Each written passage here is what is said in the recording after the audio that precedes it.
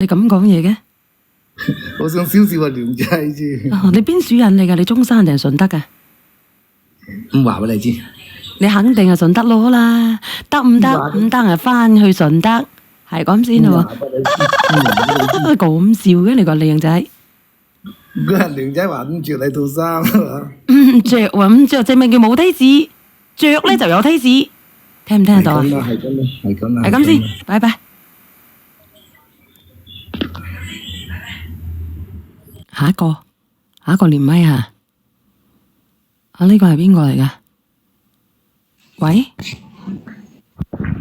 喂？喂？喂？係？喂？係？我聽到你講嘢。小圓啊？係啊，做乜嘢咧？食嗰嚿嘢啊？咁俗嘅把聲。好俗啊！你等等下。咪拉咁近啊！你有咩心事想同我傾？而家咧？而家好好啦，點樣？而家好啦，點樣？有啲嘢想請教一下你。你講。我即係我家婆咧，即係同我關係唔好嘅，一直以嚟都唔好嘅。佢喺10幾年前，即係啱啱我同我老公即係大學畢業，我哋係即係學校戀情，跟住有好長一段時間咧就冇聯繫啊，後尾都係即係大家都行翻埋一齊，跟住就喺我老公畢業嗰一年，咁佢老豆咧就因為癌症啊就走咗之後咧就一直都係佢一直，因為我家婆咧就由佢38歲到而家都係冇做嘢嘅。哦，多謝藍妹。一直都係有冇退休金啊？而家肯定有啊！你珠江三角洲一帶嘅。佢個退休金咧係咁樣嘅，佢38歲就下咗線啊嘛，但係佢嗰個退休金後尾係補齊，係因為係個大伯嘅即係有喺當地有啲權利嘅原因。冇錯，就幫佢補齊咗之後咧，就佢係有退休金，但係退休金係好少嘅。咁就到咗佢個即係我老公出咗嚟第一年，咁佢老豆唔喺度啦，跟住佢又冇做嘢，然後當時個細叔咧先得13歲。哦，咁好慘下噶，細叔先至13歲。係啊，但係咧我都冇去介意佢屋企呢啲情況，都同埋佢一齊，跟住就同佢養家咯，即係養佢個老母同埋佢個細佬。咁點啊？然後咧，但係我哋個家婆即係個人好癲噶。點癲法？當年我哋買樓嗰陣時咧，佢就唔准我老公寫喺個產證嗰度唔准寫我個名，但係唔准寫啊？我好係冇錯，但係佢喺首期還是什麼，即係喺套樓嗰度係1分錢都冇出嘅。多謝大師。但係嗰個首期咧，就係我同埋我老公當時就自己湊嘅。我想問下你，咁冇寫你個名，但係佢係屬於婚後財產，你有一半嘅？唔係，後尾我知道呢件事，知道咗呢件事之後咧，我就好嬲。我當時我就同佢講，我話點解佢話唔准寫我個名，要寫佢個細仔個名。佢話佢個細仔冇保障，佢話要寫佢個細仔個名，唔准寫我個名。即係話你嘅意思，即係話咧，你老公同你結咗婚之後，你哋兩公婆去供一層樓，佢未結婚，當時係未結婚嘅。未結婚嘅，咁嗰啲錢咧，嗰啲錢係個首付係你老公出嘅定係你兩個出嘅？我出大頭。你出大頭，但係佢要寫佢細仔個名，同埋寫你老公個名。冇錯，佢要我老公寫佢個細仔個名，唔准寫我個名。哦。然後咧，呢個都係即係都係其中一件事啫。然後咧佢就唔準寫我名啊，但係裝修啊同埋當時間屋嘅大頭其實都係我出嘅，因為當時我個收入咧係比我老公多。我問你一個問題，點解你咁樣都願意嘅？因為當時真係好中意佢，好中意佢，所以寫咗佢個細仔個名，寫咗你老公個名，但係冇寫你個名，冇寫。後尾我知道咗之後，我就同佢嘈，係冇寫嘅，因為喺我嘅強硬嘅即係我係好有主見，其實我係好有主見嘅。但係咧，我係冇寫佢個名嘅，到最後呢間屋都係我同埋我老公嘅名嘅。咁樣咪好咯，好彩你醒目啫。係啊，然後咧，我哋個叔咧，佢係因為當時講漏嘴，我先知道呢件事嘅。但係我哋個家婆就唔認嘅情況之下咧，佢就抵賴，就話人哋教佢嘅。咁我話，如果人哋教你嘅話，人哋叫你去死，你咪去死咯。點解你又唔去死咧？然後佢幾搞笑喎，要死我點解要死？我大把福要享，我點解要死啊？咁其實咧，由佢個腦，唔係姐姐，你聽我講啊。咁其實咧，呢一件事我哋都冇證據嘅，係咪？雖然佢真係講咗，你就預防一下呢個。唔係，佢當時係唔係佢當時講喺我面前係有講咗嘅，而且又喺個大伯面前又講咗嘅，係有證有據嘅。但係結果你老公都冇做，係咪？唔係冇做，係本身嗰間屋就係我出錢嘅，點解我冇呢個支配權呢？所以就係話咁，就睇你老公嘅態度咯。你呢個老公係咪一個鳳凰男啦？後邊我就等陣再同你講。然後咧就由佢老豆死咗之後，到佢個細佬畢業，一直都係我嚟供嘅，即係一直都係我嚟供佢個細佬嚟讀書。咁你同你老公嘅感情好唔好啊？好，但係一直咧，佢屋企咧就唔，即係佢老母啊，一直就同人哋講話，係佢供嘅，即係其實隔籬鄰舍嗰啲人個個都有眼見嘅，你冇做嘢嘅情況之下，當時鬥住嗰個退休金1000蚊都唔夠嘅情況之下，你點樣去供你個細仔讀書咧？咁其實咧，即係正常人。阿姐姐啊，我知道，我明白你應該好委屈，因為咧佢到處重傷，係咪先？冇錯，呢個係一件事。第二件事就係我哋買第二輛車嗰陣時，去拜山，即係去拜我哋個家公啊。佢竟然喺車嗰度同我嘈交，佢就佢話你自己都有車咯，你兩個都有車咯，憑乜嘢你過得比我好？憑咩比你過得比我好？我個細仔乜都冇，你要當佢買車，即係好多，即係成10多年嚟啦，佢都一直係咁樣。又到佢嗰個佢因為佢好癲嘅，佢成日個即係將啲嘢搬嚟搬去，好中意將啲屋企啲嘢啊搬嚟搬去乜啲嘅嗬。我明嘅，你知唔知佢？明嘅。然後咧，成個整親，唔係整親腰骨就係整親腳，就整親手。咁咪我因為我自己喺呢個系統嗰度做，所以咧即係識得即係比較多嘅人。其實我打個電話去講一聲嘅話，人哋就好熱情咁接待佢嘅啦。但係呢啲人真係享唔熟。咁你個老公係做乜嘢嘅？唔怕嚇，鄉下妹唔怕，因為咧佢講嘢咧，佢因為佢第一次連麥呢個姐姐唔懂個抖音嘅規則，等下唔好叫屎，叫佢去乜嘢屎咁樣就得噶啦嚇，明唔明？好，唔好意思，唔緊要，然後即係一而再，再而三，佢住院啦嚇，都係我同佢操持嘅。你而家個叔仔幾歲？但係即係30幾啦。你個叔仔30幾啊？前後後係啊，我已經養咗佢，養咗佢成16年。我30幾歲，咁你幾歲啊？我40幾嘅，40出啲。你40出啲噶啦。咁你而家你同你家婆咧，仲有啲乜嘢矛盾啊？而家咧，即係佢身體唔好，然後咧就即係想人即係想我去照顧佢。但係我唔願意。你哋係咪分開住啊？係冇錯，一直都係分開住嘅。咁你個叔仔結咗婚未啊？一直都分開住，因為未結㗎係咪？但係咧，佢我哋個叔仔真係好聽佢話嘅，佢阿媽話乜就乜嘅。當年佢阿媽就想翻頭嫁，當時佢去同我哋有個大伯商量話想翻頭嫁呢啲嘢，即係當時有幾個人喺度聽住佢都可以。大伯即係你老豆嘅大哥啊？你佢家公係大哥啊？定係我家公？係我家公嘅大哥。即係佢想嫁咗俾你個大伯？唔係，佢係問我哋即係佢個。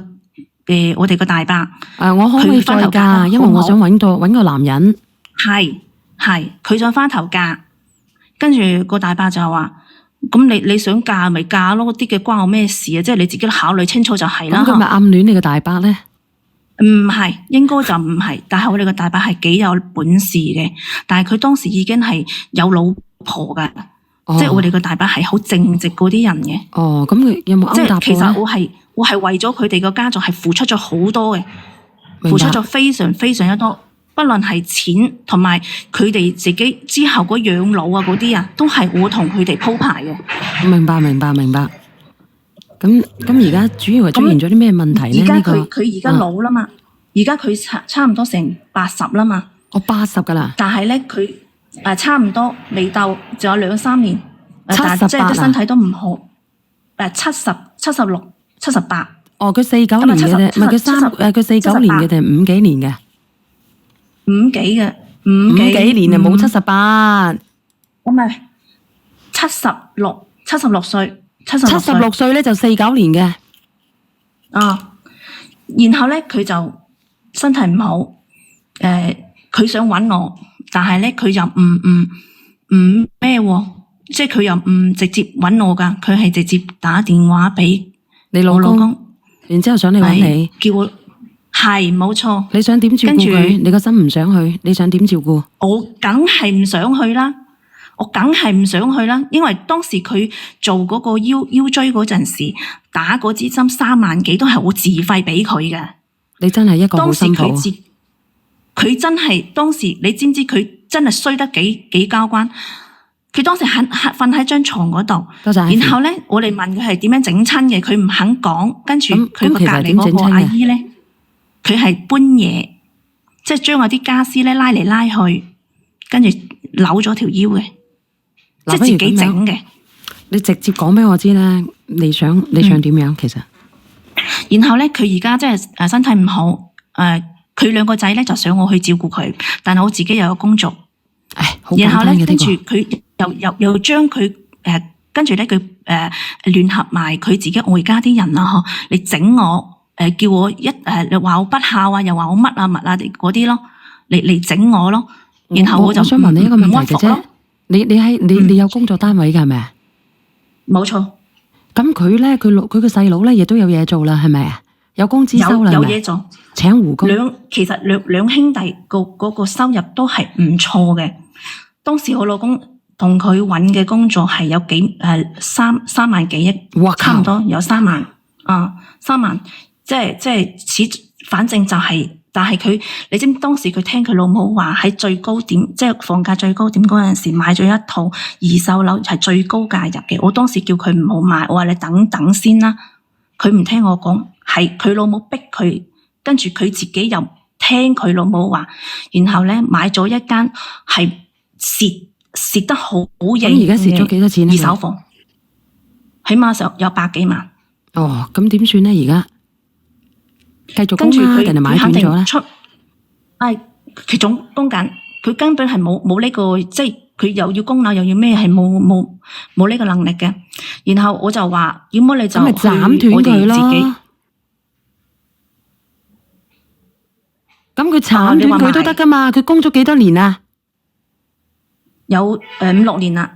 咁你5-6年嘅話唔係好多錢啦，咁咪蝕咗幾廿萬，好過蝕百幾萬噶嘛，賣屋咯。但係佢唔肯啊！你知唔知佢阿媽為咗呢間屋嗰陣時啊，同佢個細仔鬥氣啊，唔食唔喝，將自己困喺間屋嗰度啊！咁我問你啦，痛嘅係邊個啊？痛嘅係佢啫嘛。但係佢啲仔睇唔到佢痛噶。咁你咪由得佢痛咯。冇用㗎，佢個仔太聽佢話啦。咁你咪等佢，你個仔令到等佢個仔去照顧咯。係啊，就係依家都係佢個細仔照顧。咁你咪由得佢照顧咯。佢唔想佢個細仔照顧，佢係想我行去照顧佢。咁你可以請人噶嘛，其實你個工資都唔低啊嘛，你可以請個人去照顧佢噶嘛。但係佢唔制啊，我就話不如你去即係社區有嗰啲醫養結合中心噶嘛。而家啲醫養結合中心係好好噶嘛，而且3000零蚊、4000蚊左右就 OK 啦。但係佢專登就唔去。你唔怕佢到時候屈服嘅，你放心啦。你由得佢，你而家個心就係唔順啫嘛。係冇錯。然後咧，仲有一件事就係話，因為我之前同我哋個大伯講，我話佢死我都唔想翻去睇佢一眼。我同你講，嗱，雖然咧講10年看婆就10年看媳，但係咧，如果你同你老公好感情嘅，你就企硬你自己嘅觀點就得啦。如果你話但係你知唔知而家係點樣？小圓，你聽我講埋先。你知唔知而家係點樣啊？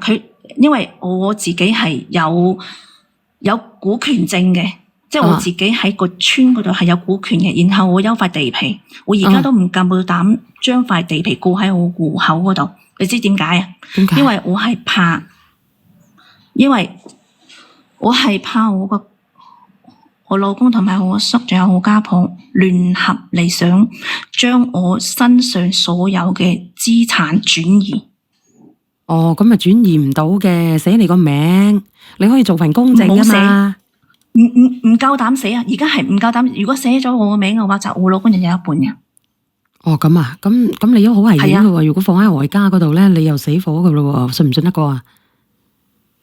放喺我家嗰度，我而家就我老豆一味叫我轉，即係一味同我講叫又話即係轉喺我個名嗰度，因為佢哋年紀都大啦。你獨生女轉喺我名嗰度。唔係，我仲有個家姐。你咁樣啦，仲有個家姐，仲有一個妹。你咁樣啦，你可以問下律師，我點樣先可以保障我呢塊地嘅權益？你喺單位嗰度做，你應該懂嘅。我知，佢哋就話叫我唔好寫咯。律師叫你唔好寫係咪？係，佢話你寫咗，你就係屬於夫妻共同財產噶啦。你應該要再去問一下。呢個律師唔夠精明，如果係咁樣嘅，佢話村地嘅話咧，佢買唔到，但係佢可以慫你去買，或者係佢製造債務去督你，整到你去賣咗呢塊地。你咁樣啦，你可以寫咧註明個人即係僅個人擁有就得噶啦，或者叫你老豆咧立定個為乜嘢足就得噶啦，姐姐你肯定冇去了解。有，仲有一個問題咧，就係可以轉俾你嘅小朋友。但係我都諗過呢一樣啊，但係唔得，因為我兩個我哋兩個小朋友係其他戶口嘅。即係我唔自有呢兩間屋。你仲唔只有呢兩間屋嘅？係，所以佢哋一直想睺住我啲嘢，你明唔明啊？你咁樣啦，你等啊，你叫你老豆立定份遺囑先，係咁樣先咯。佢哋知嘅，佢哋都知嘅，即係但係嗰啲嘢咧，我就冇話俾佢哋知，即係佢哋即係佢兩劑乸或者係我老公有呢啲就係我就唔敢講，因為佢年紀大，又唔想驚動佢哋。但係咧，當時我老豆問叫我去轉嗰陣時，我就話唔轉。我話唔轉，我話要轉嘅話咧，遲啲先轉，因為我寧願名下我係同埋我大姐共有，我都唔想將呢個變成夫妻共同財產。明白嘅，你明白啊？明白。仲有咧，我家婆顛到點樣咧？就過年啦吓，同我哋個大伯嘈交，就要我個大伯將佢名下有一塊地皮啊，即係佢有塊地有3塊地皮噶嘛，叫我大伯將其中一塊地皮轉俾佢細仔。咁其實你老公都謀緊你嘅係咪啊，姐姐？我唔知有冇謀緊我，但係你唔可以相信一個男人係對你絕對嘅盡忠嘅。呢個姐姐你其實你心水都好清嘅，所以你唔使驚啲乜嘢啊，知唔知啊？但係我其實我個心係好唔順，你知唔知啊？我知道你好唔順，但係你要面對嘅，因為你好中意呢個男人啊。但係我就同你講，而家同埋佢一齊就係真係就係責任，只有責任。即係你唔愛佢啦，你心淡啦，係咪？即係已經係冇以前嗰種愛咯。唉，每一個人都係噶啦。我18歲、20歲，我嗰個多巴胺嘭嘭聲嘅，有一種朦朧嘅感覺。到翻40、50歲，愛乜鬼先啦？你以為郭富城嚟噶？對你愛不完。而家我就係諗住就係我養好我2個女就 OK 啦。咁咪就係啦。你諗咁多做乜嘢啫？養我老豆老母就得啦。你養你老豆老母，養好你個女，等多幾年咯。你家婆啊，都要大煙通啦，係咪？但係佢即係近呢段時間啲身體唔係咁好，即係佢哋怕佢死啊嘛。跟住佢又不斷咁樣叫啲親戚嚟整我啊嘛。佢即係佢哋嗰邊咪由得佢咯，左耳入就右耳出。佢單位鬧啊，佢單位鬧啊，佢單位鬧話我不孝啊。點不孝？去我單位鬧事係話我不孝。哦，咁樣你就同你老公講啦。冇用嘅，講過啦。咁你就問佢，如果你話你搞到我份工冇咗嘅，咁如果既然係咁樣嘅，我講咗啦。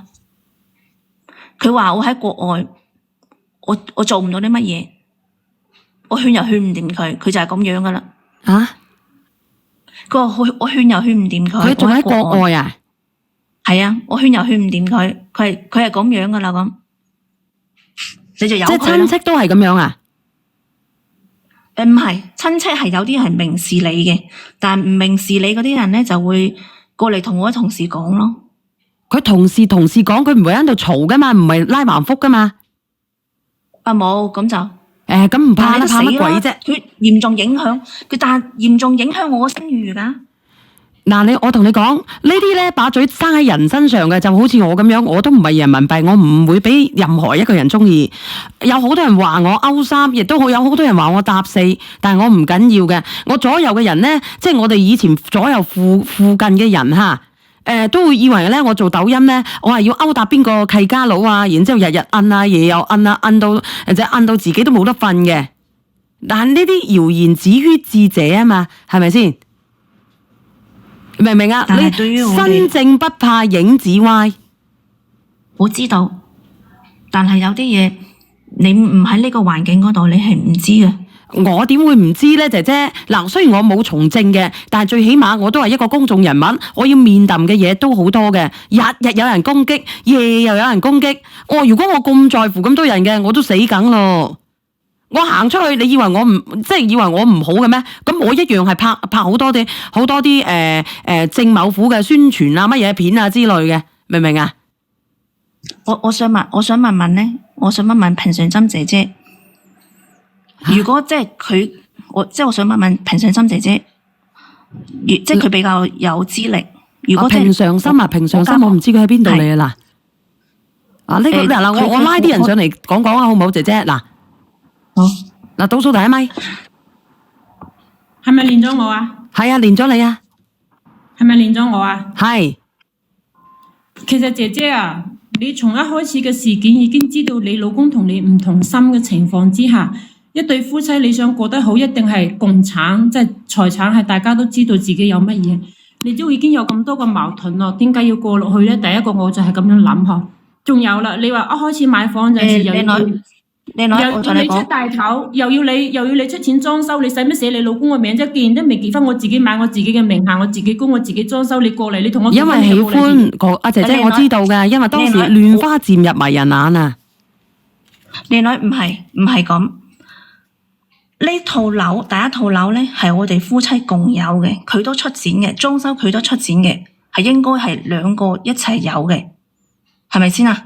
阿石嗱，但係我會加嘅唔係噶嘛，所有過程嘅嘢我都聽咗啦。你嘅意思係話，你驚你老公同你嘅家婆，即係佢哋3仔乸會謀你娘家俾你嘅財產，但係你有冇考慮過係咪呢10幾年嘅生活之中太多嘢，你管得太多嘢啦？佢知道你身上有錢，佢先至會咁樣諗。點解你唔扮窮咧？係咪啊？有時候你可以辦得到嗎？仲有，你話你老公喺國外，40歲嘅男人喺國外如果又有咁多心計話，驚佢謀你啲財產嘅話，其實你老公喺出邊應該要考慮一下佢喺出邊有冇疑心。如果你咁放心啦，你就算有冇疑心啊，你放心啦，有冇疑心，我根本都係而家唔 care 啦，好唔好？咁既然唔 care，如果你 care 你嘅財產嘅話咧，咁就離婚咯，你係你嘅，我係我嘅，咁咪搞掂咯。你都傻你都唔噶， care 呢個啦，你都傻噶。點解咧？如果我要離嘅話，我要分一半俾佢嘅喎。咁佢都有錢分俾你㗎。但係我多過佢。其實啊，姐姐啊，阿姐姐仔，我頭先問你，你話屋企嗰啲地根本你點分都冇事㗎，邊個同你做律師㗎？喂，阿水燦輝啊，水燦輝，我問你，即係我哋個家婆咁衰啊嚇，佢死嘅話，我應唔應該行翻去同佢送佢鐘啊？你而家就鬥氣啊，妹妹，你梗係要啦。呢句説話咧，話咧，其實你就唔使咁記嘅，唔使咁毒嘅。即係呢啲嘢啲你做新抱，你哋呢啲責任咧。阿水燦輝，你唔好話咁毒，你咁樣講咧，你又好乜嘢嘅？你咁嗰個事實係啊嘛，小婉呢啲係公事公辦。即係你話你唔血你就講唔過嘅，講白俾你知啊。仲有你頭先你仲話自己喺單位做，你根本邊個同你評估？你話屋企個老豆係有原因嘅過俾你，因為如果到你老豆出問題嗰陣就好麻煩嘅過俾你係冇事嘅，係佢係分唔到你100蚊嘅，我講嘅絕對係唔會分到嘅。而家公還公，書還書，而家個完善，而家嗰個法治社會係好完善嘅，唔係話寫住你個名嚟。咁你加個而家你加個有錢老公幾百億身家，咁你3個月之後離婚，你咪分佢200-300個億，係咪咁講啊？照你咁講啊，咁你唔使喐啦，係咪咁講？你加個富豪就會分身家㗎啦，1個月我話唔啱啊。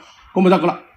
仲有喎，姐姐，你年紀仲比我大2歲左右嚇，我同小圓同歲嘅嚇。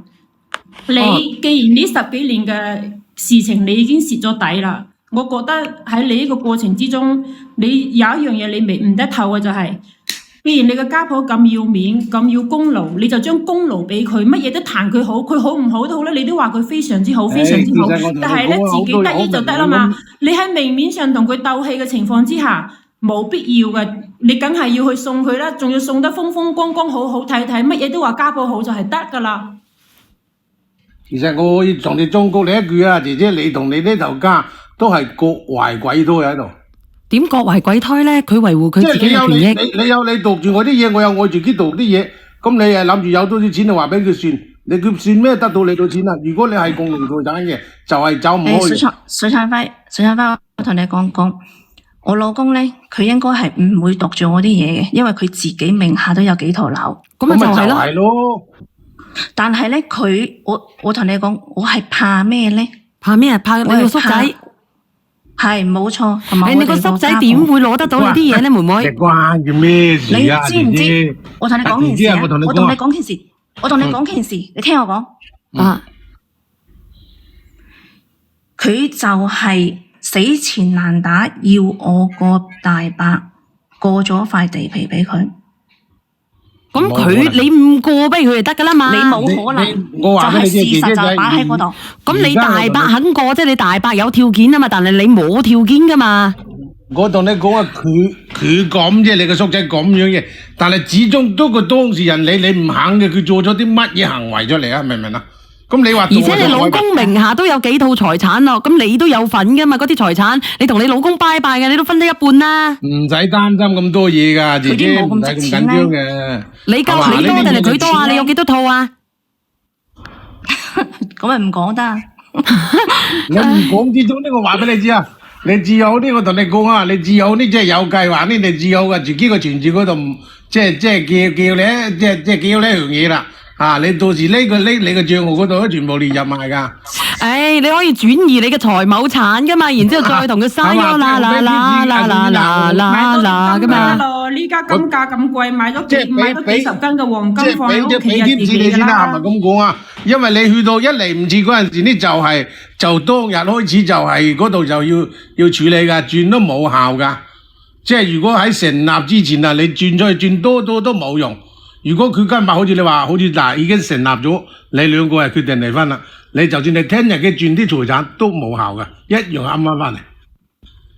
呢個法治社會係咁樣嘅，你唔信你去普及下，去科普下，絕對係100%係啱嘅。除非你提前資產嗰啲，我其實唔咩。其實我係個心嗰度咧，你嘅意思資產嘅你又唔介意嘅係咪？唔係，其實我想你問一句啫。其實我想你問一句啫。講啊，就係話隻死婆死嗰陣時，我過唔過去睇佢？你係要睇噶。嗱，我同你講下自己呢啲嘢你唔能夠應該咁講嘅。嗱，阿姐姐，你等下先，徐生輝，你快出聲字。嗱，我同你講，佢嘅好衰都好，我哋要留有口德，因為佢係你嘅長輩。仲有就係你要同你老公長長久久嘅，你必須要過。你就算你內心唔中意都好，表面嘅功夫咧係要做足嘅。人死為大，咁佢而家未釘雞，我哋都要尊重佢。佢性格係咁樣噶啦，明唔明？阿姐姐好多案例都咁噶啦，有啲同個家婆好嘅，就算係離咗婚，佢都要參與。係，佢不管你當佢咩人都好啦，佢一樣係去，明唔明啊？阿姐姐，我同你講，佢已經係油盡燈枯噶啦。冇錯，你同嗰個即係等於唔喺個同人哋計較嗰啲嘢，係咪？你街我人，佢未死嘅，佢已經油盡燈枯噶啦，姐姐，你聽我講，知唔知啊？咁佢走嗰陣時，燒多啲紙，做足啲功夫，扮靚個表面功夫做到靚啊！靚家婆又叫我唔捨得，真係做到足一足。其實有啲嘢做唔做假，人哋街坊都知嘅。係啊，真係嘅。如果你係一個好人嘅，你係一個好人嘅，你真係嘅，你係一個好人嘅。講真啊，你呢度喊咪你最處啊，小婉嘅小婉係100分嘅，佢喊咪最呢嘅，我最欣賞佢。佢話唔喊呢隻字唔喊，我好佩服呢樣嘢。我話俾你知，真係。你有毛病啊你！你學喊真係學得好似，我話俾你知啊，我好欣賞你呢個問題。呢啲人唔係個個人做得到嘅，小婉。我係俾評價你喺度，即係你學下平時啊，又話啲小三喊啲嘅，真係喊得好住噶，話俾你知啊。小三喊啊！我點樣同小三喊？你咁你笠得出嚟嘅？真係好住嘅，唔係假噶。我最欣賞你嗰個問題。你可以咁講噶嘛？唔使諗咁多噶。你而家人哋話冇貨喺度爭嚟爭去啫，係咪咁講啊？而家大家都咁多貨喺度。即係多得多少得多啲嘅根本都唔係一個數據。你可以咁樣噶嘛？你我學小三啊，輝，人哋今晚要過3個盤龍啊，我哋盤佢好唔好？開翻幾圍咧，食下嚟輝。但係咧人哋得噶食飯冇問題嘅。但係人哋驚你老婆唔會咧，你傻嘅，我仔都有你咁大啦。咁人哋都驚你個仔唔會噶嘛？咁你話怕唔怕先？今日講嗰啲人唔似嘅，完全唔似嘅。點會唔似咧？人哋會過盤龍啊嘛。人似係好住嘅，真係好住嘅。我點會唔似咧？輝，不如我哋今晚去打邊爐咯。你話好唔好啊？好似咳親你啊，輝啊，咳親咧以後捉唔到生魚噶啦，知唔知啊？以後你只能夠養水魚啦。其實咧，我都好中意養水魚噶，輝。不如我哋夾份咧開個水魚塘咯，然之後咧執啲水魚入去養大嘅去賣咯，好唔好啊，輝？捉禁水魚啊！係啊，嗱，姐姐你一定要去吓。嗱，我唔知道你打電話入嚟咧，定係點樣入嚟嘅，姐姐，你一定要去做足佢，即係做足呢個孝道。雖然佢衰格，聽唔聽得到？嗱，你自己 cut 落去嘅，唔係我 cut 你落去噶吓。可能你係夠鐘啦，啊，聽唔聽得到？今日輝啊，我哋準備要養水魚噶啦，好唔好？考慮啦。好，放鳩你落去啦吓。拜拜。好，拜拜。好多謝晒啊！咁多謝晒你哋咁喜歡啊小圓姐姐嘅直播間啦，係咪先？好啦，我哋以後咧就叫水魚輝噶咯，唔係叫生魚輝噶咯，好唔好？嗱，我呢個講，我得你講，你仲未落去噶，對唔住。我唔係，我咪掂過嗰味，等死我同你講啊！對唔住啊，我以為 cut 咗你落去，原來阿生魚輝仲喺我直播間嚟嘅。對唔住啊，生魚，對唔住啊，生魚啊！我真係好嘅。我好欣賞，我好欣賞你嗰啲，即係學人哋啲小三喊嗰啲真係一模一百分百。輝輝，我真係好想買隻 LV 啊！輝輝，你有冇見過 LV 啊？你見過生魚，但係我知道你冇見過LV 係咪？吓？不如我第二次啊！我第二次咧，我開隻車咧，車你去佛羅倫薩。咩叫佛羅倫薩？佛羅倫薩啊！然之後咧，我同你撒晒價啦，喺啲 LV 嗰啲 LV Gucci 店好唔好啊？輝輝，你有翻你民眾俾電話我食飯啦。食飯咧我就冇咩興趣，因為我肥豬大隻，我真係想去佛羅倫薩去整啲。去拍翻幾個包包啊！你去唔去咧？去啊！